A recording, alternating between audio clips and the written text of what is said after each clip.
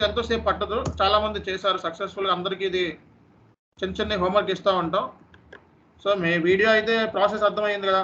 First ఓవరాల్గా system మీద చేయాలి, సిస్టమ్ మీద మీరు చేయగలిగారు అంటే చేసేసినట్టే. ఇంకా అర్థమైందా?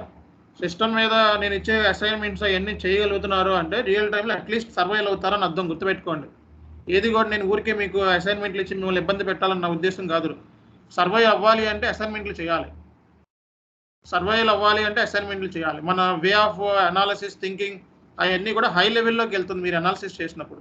అంటే ఇప్పుడు ఎలా అవుతుందంటే, ఇప్పుడు చూడండి, ఇప్పుడు ఒక రోబోని కనిపెట్టమన్నారు అనుకోండి, ఒక సైంటిస్ట్ దగ్గరికి వెళ్ళి వాడి దగ్గర ఏం చేస్తున్నాడు, ఎలా బిగిస్తున్నాడు, ఎట్లా నట్లు ఎలా బిగించాడు, ఎట్లా చేశాడు, అట్లా చేస్తే రోబో క్రియేట్ అవుతుంది.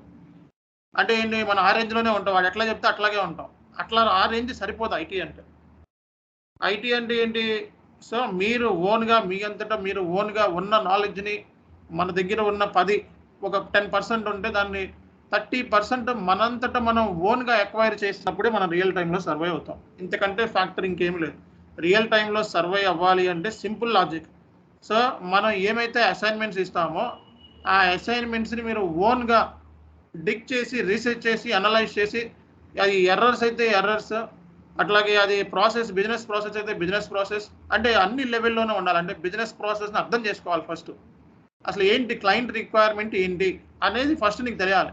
అది తెలిసినప్పుడే నువ్వు ఇష్యూ రిసాల్వ్ చేయగలవు, లేకపోతే ఏదైనా మ్యాపింగ్ చేయగలవు, లేకపోతే కస్టమైజేషన్ చేయగలవు, ఎన్హాన్స్మెంట్ చేయగలవు, డెవలప్మెంట్ చేయగలవు. ఇప్పుడు క్లయింట్ రిక్వైర్మెంట్ ఏంటో చెప్పాడు, నీకు ఏం అర్థం కాలేదు, నువ్వేం చేస్తావు? ఇంకా ఆ ఫంక్షనాలిటీ ఉందా లేదా అని తెలుసుకోవడం రెండో point. Okay, client requirement analysis అనేది ఒక డిజైన్, అండర్స్టాండింగ్ సెకండ్ లెవెల్లో, తర్వాత దాన్ని పుట్ ఇన్ టు వర్క్ అంటే ఇంప్లిమెంటేషన్. అంటే ఏంటి, దాన్ని మనం అంటే దాన్ని కస్టమైజేషన్. అయితే కస్టమైజేషన్ ఇప్పుడు చూడండి, స్టాండర్డ్ ప్రాసెస్ అయితే ఎవరు చేస్తారు, అందరూ చేస్తారు స్టాండర్డ్ ప్రాసెస్. ఇప్పుడు గూగుల్లో ఎత్తుకుంటే యూట్యూబ్లోనో లేకపోతే ఉడేమి అని చెప్పి ఒక సైట్ వచ్చి అందరూ దాంట్లో కాపీ కూడా చెప్తున్నారు ట్రైనర్స్ అందరూ కూడా, లేకపోతే యూట్యూబ్లో ఉండే వీడియోస్లో చూసి చెప్పేయచ్చు.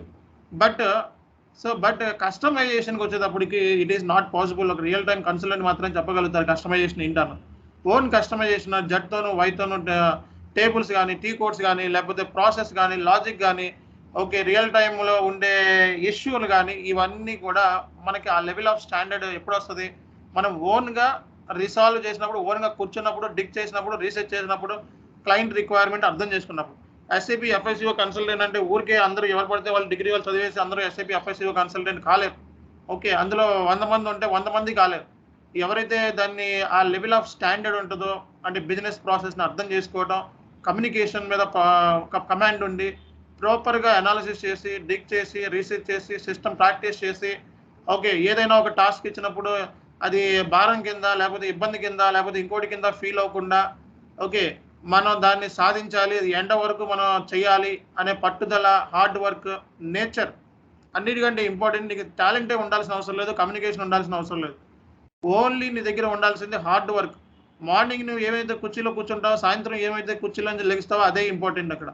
SAPలో సక్సెస్ మీ అందరూ మాకేమీ హై లెవెల్ టాలెంట్ గాడ్ ఏమి ఇవ్వలేదు. మీకున్న టాలెంట్ కంటే నాది ఇంకా చాలా తక్కువ talent, but hard working nature ఉంది. Because of that I'm successful. I'm in this position only because of hard work. ఆ హార్డ్ వర్క్ మూలంగానే ఈరోజు నేను ఈ పొజిషన్లో ఉన్నాను, అంతే. That is the reason mainly. So 9 గంటలు కూర్చోమంటే మనం 20 గంటలు కూర్చుంటాం. అది మల్టిపుల్ ఆస్పెక్ట్స్ మీద. ఈ వర్క్ అని కాదు, ఈ వర్క్ చేస్తేనే 4-5 వర్కులు చేయగలను. చాలా మంది ఆశ్చర్యపోతున్నారు, రీజన్ ఏంటి, ఇదేంటి జాబ్ చేస్తాను అంటున్నాడు, సినిమాలు అంటున్నాడు, ఓ పక్క ట్రైనింగ్ అంటున్నారు, పక్క నుంచి ఫ్యామిలీ, అన్ని ఎలా మెయింటైన్ చేస్తున్నారు? అదే ఇక్కడ సక్సెస్ మంత్ర. ఇవన్నీ మేనేజ్ ఎలా చేయగలుగుతున్నావు అనేది ఇంపార్టెంట్. అవన్నీ ఎప్పుడు వస్తుంది? ఒక సర్టైన్ స్టేజ్, ఒక సర్టైన్ ఎక్స్పీరియన్స్ లెవెల్ గెయిన్ చేసిన తర్వాత వస్తుంది. అది రియలిస్టిక్గా కంపెనీలో వర్క్ చేసిన తర్వాత వస్తుంది. ఆ నాలెడ్జ్ కానీ, ఆ టెక్నిక్స్ కానీ, టాక్టిక్స్ కానీ, ఆ ఫాలోయింగ్ కానీ, ఇవంతా కూడా. నేను మల్టిపుల్ టాస్క్ని సింగిల్ టైంలో చేయగలను. మీకు చెప్తానే ఇంకో పని చేసుకుంటా ఉంటాను, మీకు తెలుసో తెలీదు. ఓకే, సో వేరే పని కూడా చేస్తూ ఉంటాను. మీకు చెప్తానే యూట్యూబ్లో వీడియోలు అప్లోడ్ చేయొచ్చు, లేకపోతే వేరే వాళ్ళకి ఇష్యూస్ రిసాల్వ్ చేయొచ్చు మొబైల్లో నుంచో, లేకపోతే ఇంకోటి కూడా చేయగలుగుతాం. బికాస్ ఆ స్టాండర్డ్ ఎలా వచ్చింది అంటే ఎక్స్పీరియన్స్ ద్వారా వస్తుంది. మీ అందరూ కూడా రియల్ టైం ఎక్స్పీరియన్స్ మీకు లేదు. మీకు ఫైనాన్స్ రిలేటెడ్ ఎక్స్పీరియన్స్ ఉంది, ఓకే, అండ్ కొంతమందికి అది కూడా లేదు. ఓకే, మీరందరూ ఏం చేయాలి ఇనిషియల్ స్టేజ్లో? సో సబ్జెక్ట్ మీద ఫుల్ ఫ్లెజ్డ్గా కూర్చొని, సో టాస్క్లు ఇస్తే టాస్క్ మీద కూర్చోవడం, అసైన్ చేసుకోవడం, వర్క్ చేసుకోవడం, ఇష్యూస్ మీద వర్క్ చేయడం. ఓకే, అది రాకపోతే దాన్ని ఎతకడం, గూగుల్ ఎతకడం, రీసెర్చ్ చేయడం, 4 రోజుల తర్వాత రాకపోతే అప్పుడు ఫైనల్గా సార్ నేను ఇన్ని రోజులు కష్టపడ్డాను ఈ ఇష్యూ గురించి. నా వల్ల కావట్లేదు. ఫైనల్‌గా నేను చేతులు ఎత్తేసాను. అప్పుడు చెప్పండి అంటే అప్పుడు డెఫినిట్‌గా హెల్ప్ చేస్తాం. అది కూడా ఏంటి ఒక సర్టెన్ స్టేజ్. అప్పుడు దాకా జస్ట్ ఒక గంట కూర్చొని నాకు రావట్లేదు సార్ అంటే మరి రేపొద్దున రియల్ టైమ్‌లో ఏం సర్వైవ్ అవుతారు చెప్పండి? ఓకే. సో, రేపొద్దున నాకు గంట కూర్చోవడం కాదు. అక్కడ అసలు ముందు వాళ్ళిచ్చే డాక్యుమెంట్‌లే అర్థం కాదు. ఆ టెర్మినాలజీ అట్లా ఉంటది. అసలు ఏం డాక్యుమెంట్‌లో ఎందుకు చేయాలో, ఎక్కడ చేయాలో కూడా తెలీదు. కాబట్టి ఆ రియల్ టైమ్‌లో సర్వైవల్ అవ్వాలా సార్, సర్వైవల్ అవ్వాలా అంటే మీకు ఆ 4+ ఇయర్స్ ఆఫ్ స్టాండర్డ్‌ని అక్వైర్ చేయడానికి ట్రై చేయి. అంతేగాని అత్యాస పోవకండి. ఫస్ట్‌లోనే 15,00,000, 20,00,000, 30,00,000 కొట్టేసేయాలి.